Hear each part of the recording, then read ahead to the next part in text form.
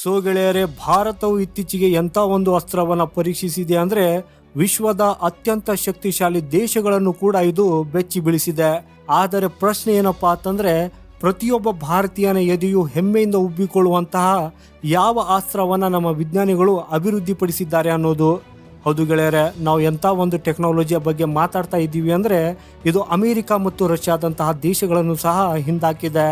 So ಗೆಳೆಯರೆ, ರೆಡಿಯಾಗಿರಿ, ಯಾಕಂದ್ರೆ ಇವತ್ತಿನ ಈ ವಿಡಿಯೋದಲ್ಲಿ ನಾವು ನಿಮಗೆ ಯಾವುದೇ ಕ್ಷಿಪಣಿ ದಾಳಿಗೆ ತಕ್ಕ ಪ್ರತ್ಯುತ್ತರವನ್ನು ನೀಡುವ ಸಾಮರ್ಥ್ಯವಿರುವ ಈ AD-1 ಏರ್ ಡಿಫೆನ್ಸ್ ಸಿಸ್ಟಮ್ ಅನ್ನ ಅಭಿವೃದ್ಧಿಪಡಿಸಲು ನಮ್ಮ ವಿಜ್ಞಾನಿಗಳು ಹಗಲಿರುಳು ಹೇಗೆ ಶ್ರಮಿಸಿದ್ದಾರೆ ಎಂದು ಹೇಳಲಿದ್ದೇವೆ.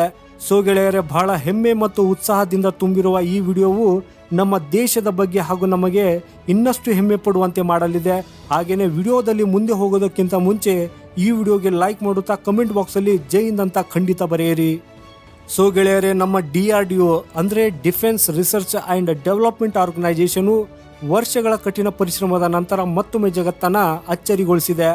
ಯಾಕಂದರೆ ಇದು ಅಮೆರಿಕದ ಥಾಡ್ ಮತ್ತು ರಷ್ಯಾದ S-400ಗಿಂತ ಹೆಚ್ಚು ಪರಿಣಾಮಕಾರಿಯಾದ ಏರ್ ಡಿಫೆನ್ಸ್ ಸಿಸ್ಟಮನ್ನು ಅಭಿವೃದ್ಧಿಪಡಿಸಿದೆ. ಈ ಸಿಸ್ಟಮು ಸಂಪೂರ್ಣವಾಗಿ ಸ್ವದೇಶಿ ತಂತ್ರಜ್ಞಾನವನ್ನು ಆಧರಿಸಿದ್ದು ರಕ್ಷಣಾ ಕ್ಷೇತ್ರದಲ್ಲಿ ನಮಗಿದು ಸ್ವಾವಲಂಬನೆಯನ್ನಷ್ಟೇ ನೀಡುವುದಲ್ಲದೆ ಜಗತ್ತಿನಲ್ಲಿ ನಮಗೆ ಹೊಸ ಗುರುತನ್ನ ನೀಡಿದೆ. ಈ ವ್ಯವಸ್ಥೆಯನ್ನು ಅಭಿವೃದ್ಧಿಪಡಿಸಲು DRDO ಅತ್ಯಾಧುನಿಕ ತಂತ್ರಜ್ಞಾನಗಳನ್ನು ಮತ್ತು ಸಂಶೋಧನೆಗಳನ್ನು ಬಳಸಿದೆ. ಗೆಳೆಯರೆ, ಇದರಿಂದ ನೀವು ಊಹಿಸಬಹುದು ನಮ್ಮ ವಿಜ್ಞಾನಿಗಳು ಈ AD-1 ಸಿಸ್ಟಮ್ ಅನ್ನ ಅಭಿವೃದ್ಧಿಪಡಿಸಲು ಹಗಲಿರುಳು ಹೇಗೆ ಶ್ರಮಿಸಿದ್ದಾರೆಂದು. ಹಾಗೂ ನಿಮ್ಗೆ ಹೇಳೋದಾದರೆ, ಇತ್ತೀಚೆಗೇನೆ ಈ AD-1 ಮಿಸೈಲ್ ಇಂಟರ್ಸೆಪ್ಟ್ನ ಯಶಸ್ವಿ ಪರೀಕ್ಷೆಯನ್ನು ನಡೆಸಲಾಯಿತು ಹಾಗೂ ಅದರ ಪರಿಣಾಮವೂ ಕೂಡ ಅಭೂತಪೂರ್ವವಾಗಿದೆ. ಈ ಕ್ಷಿಪಣಿಯು 2000 ಕಿಲೋಮೀಟರ್ ರೇಂಜಲ್ಲಿರುವ ಯಾವುದೇ ಬ್ಯಾಲಿಸ್ಟಿಕ್ ಮಿಸೈಲ್ ಇರಲಿ ಅದನ್ನು ನಾಶಪಡಿಸುತ್ತದೆ. ಹಾಗೂ ಇದಕ್ಕಿಂತ ಹೆಚ್ಚು ಅಂದರೆ ಅದರ ಎರಡನೇ ಹಂತದಲ್ಲಿ 5000 ರೇಂಜ್ವರೆಗೂ ಇರುವ ಯಾವುದೇ ಮಿಸೈಲನ್ನು ಇದು ಹೊಡೆದುರುಳಿಸಬಹುದು. ಈ ಸಿಸ್ಟಮಲ್ಲಿ ಅತ್ಯಾಧುನಿಕ ರೆಡಾರ್ ತಂತ್ರಜ್ಞಾನವನ್ನು ಬಳಸಲಾಗಿದ್ದು 600ರಿಂದ 1500 ಕಿಲೋಮೀಟರ್ವರೆಗಿನ ಕ್ಷಿಪಣಿಗಳನ್ನು ಪತ್ತೆ ಹಚ್ಚಿ ನಾಶಪಡಿಸುವ ಸಾಮರ್ಥ್ಯವಿದೆ. ಈ ಇಂಟರ್ಸೆಪ್ಟರ್ ಮಿಸೈಲ್ನ ದೊಡ್ಡ ವೈಶಿಷ್ಟ್ಯವೆಂದರೆ ಇದು ಸೂಪರ್ ಸಾನಿಕ್ ವೇಗದಲ್ಲಿ ಹಾರುತ್ತದೆ. ಈ ಕಾರಣದಿಂದಾಗಿ ಶತ್ರು ಮಿಸೈಲನ್ನು ಹೊಡೆದುರುಳಿಸುವ ಸಮಯವು ಬಹಳ ಕಡಿಮೆಯಾಗ್ಬಿಡ್ತದೆ. ಇದನ್ನು ಹೊರತು AD-1ರ ಟಾರ್ಗೆಟಿಂಗ್ ವ್ಯವಸ್ಥೆಯು ಎಷ್ಟು ಪರಿಪೂರ್ಣವಾಗಿದೆ ಅಂದರೆ ಇದು ಯಾವುದೇ ಗುರಿ ತಪ್ಪದೇನೆ ಶತ್ರು ಮಿಸೈಲ್ಗಳನ್ನು ನಾಶಪಡಿಸುತ್ತದೆ. ಇವತ್ತಿಗೆ ಭಾರತೀಯ ವಿಜ್ಞಾನಿಗಳ ಉತ್ತಮ ಪರಿಶ್ರಮದ ಫಲವಾಗಿ ವಿಶ್ವದಲ್ಲೇ ಭಾರತದ ಹೊಸ ಸ್ಥಾನಮಾನ ಸೃಷ್ಟಿಯಾಗುತ್ತಿದೆ. ಭಾರತದ ಈ ಹೆಜ್ಜೆ ನಮ್ಮ ಭದ್ರತೆಯನ್ನಷ್ಟೇ ಬಲಪಡಿಸುವುದಲ್ಲದೆ ಜಾಗತಿಕ ರಕ್ಷಣಾ ಮಾರುಕಟ್ಟೆಯಲ್ಲಿ ನಮ್ಮನ್ನು ಮುನ್ನಡೆಸುತ್ತಿದೆ. ಈಗ ವಿಶ್ವದ ಅನೇಕ ದೇಶಗಳು ಭಾರತೀಯ ರಕ್ಷಣಾ ಸಾಧನಗಳನ್ನು ಖರೀದಿಸಲು ಆಸಕ್ತಿ ತೋರಿಸುತ್ತಿವೆ. ಇತ್ತೀಚೆಗಷ್ಟೇ ಫಿಲಿಪೀನ್ಸ್ಗೆ ಬ್ರಹ್ಮೋಸ್ ಕ್ಷಿಪಣಿಯ ಯಶಸ್ವಿ ಪೂರೈಕೆಯು ಭಾರತೀಯ ತಂತ್ರಜ್ಞಾನವನ್ನು ವಿಶ್ವ ದರ್ಜೆಯ ತಂತ್ರಜ್ಞಾನ ಅನ್ನೋದನ್ನು ಸಾಬೀತುಪಡಿಸಿದೆ. ಇದನ್ನು ಹೊರತು ಅರ್ಜುನ್ ಟ್ಯಾಂಕ್ ಮತ್ತು ಅಡ್ವಾನ್ಸ್ಡ್ ಆರ್ಟಿಲರಿ ಗನ್ ಸಿಸ್ಟಮ್ ಅನ್ನು ಕೂಡ ಹಲವು ದೇಶಗಳಿಗೆ ರಫ್ತು ಮಾಡಲಾಗುತ್ತಿದೆ. ಇದರಿಂದ ನೀವೇ ಯೋಚಿಸಿ, ಇತರೆ ದೇಶಗಳು ನಮ್ಮ ತಂತ್ರಜ್ಞಾನವನ್ನು ಅಳವಡಿಸಿಕೊಳ್ಳುತ್ತಿರುವಾಗ ಇಲ್ಲಿ ನಮ್ಮ ವಿಜ್ಞಾನಿಗಳ ಮತ್ತು ಇಂಜಿನಿಯರ್ಗಳ ಎಷ್ಟು ಕಠಿಣ ಪರಿಶ್ರಮ ಇರಬಹುದು ಅನ್ನೋದು. ಇಂತಹ ರಕ್ಷಣಾ ಸಾಧನಗಳ ರಫ್ತು ಭಾರತದ ಆರ್ಥಿಕತೆಯನ್ನು ಕೂಡ ಬಲಪಡಿಸುತ್ತಿದೆ. ಇಲ್ಲಿ ನಮ್ಮ ವಿಜ್ಞಾನಿಗಳು ಹಾಗೂ ಇಂಜಿನಿಯರ್ಗಳು ಹಗಲಿರುಳು ಶ್ರಮಿಸುತ್ತಿರುವುದರಿಂದಾಗಿಯೇ ನಮ್ಮ GDP ವೇಗವಾಗಿ ಹೆಚ್ಚುತ್ತಿದ್ದು ಭಾರತ ವಿಶ್ವದ ಅತ್ಯಂತ ವೇಗವಾಗಿ ಬೆಳೆಯುತ್ತಿರುವ ಆರ್ಥಿಕತೆಯಾಗಿದೆ. ಇತ್ತೀಚೆಗೆ ಭಾರತದ ಹೊರ ರಾಜ್ಯಗಳಲ್ಲಿ ತಯಾರಾದ ಶೂಗಳು ರಫ್ತಾಗುತ್ತಿರುವ ಸುದ್ದಿ ಬೆಳಕಿಗೆ ಬಂದಿದ್ದು ಇದು 40 ಡಿಗ್ರಿ ಸೆಲ್ಸಿಯಸ್ ತಾಪಮಾನದಲ್ಲಿಯೂ ಕೂಡ ಕೆಲಸ ಮಾಡೋ ಸಾಮರ್ಥ್ಯವಿರುವುದಾಗಿದೆ. ಭಾರತೀಯ ಕೈಗಾರಿಕೆಗಳು ಮತ್ತು ತಂತ್ರಜ್ಞಾನಗಳು ಜಾಗತಿಕ ಮಾರುಕಟ್ಟೆಯಲ್ಲಿ ಹೇಗೆ ತಮ್ಮ ಛಾಪು ಮೂಡಿಸುತ್ತಿವೆ ಅನ್ನೋದರ ಬಗ್ಗೆ ಇದು ಕೇವಲ ಒಂದು ಉದಾಹರಣೆಯಾಗಿದೆ. DRDOನ ಕೊಡುಗೆ ಕೇವಲ ಮಿಸೈಲ್ ಹಾಗೂ ಡಿಫೆನ್ಸ್ ಸಿಸ್ಟಮ್ಗಳಿಗಷ್ಟೇ ಸೀಮಿತವಾಗಿಲ್ಲ, ಇತರೆ ಹಲವು ಕ್ಷೇತ್ರಗಳಲ್ಲಿಯೂ ಪ್ರಮುಖ ಕೆಲಸ ಮಾಡಿದೆ. DRDOವು ಭಾರತೀಯ ಸೇನೆಗಾಗಿ ಯುದ್ಧ ವಿಮಾನದಿಂದ ಹಿಡಿದು ಅಡ್ವಾನ್ಸ್ಡ್ ರೆಡಾರ್ ಸಿಸ್ಟಮ್ಗಳವರೆಗೆ ವಿವಿಧ ಶಸ್ತ್ರಾಸ್ತ್ರಗಳನ್ನು ಹಾಗೂ ಅನೇಕ ಪ್ರಕಾರದ ಉಪಕರಣಗಳನ್ನು ಅಭಿವೃದ್ಧಿಪಡಿಸಿದೆ.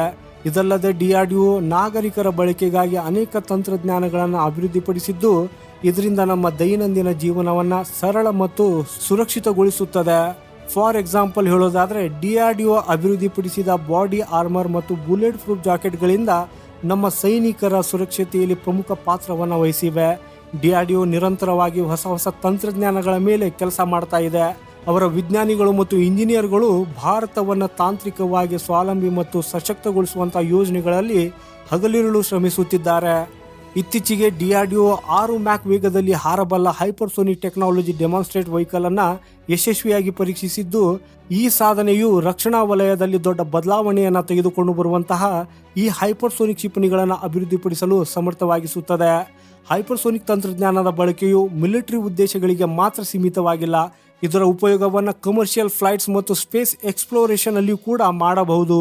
ವಿಶ್ವದ ಪ್ರಮುಖ ದೇಶಗಳೊಂದಿಗೆ ಹೆಗಲಿಗೆ ಹೆಗಲು ಕೊಟ್ಟು ನಡೆಯಲು ನಾವು ಸಿದ್ಧರಿದ್ದೇವೆ ಅನ್ನೋದಕ್ಕೆ ಇತ್ತೀಚೆಗೆ ಭಾರತ ಸಾಧಿಸಿರುವ ಈ ಪ್ರಗತಿಯೇ ಸಾಕ್ಷಿ.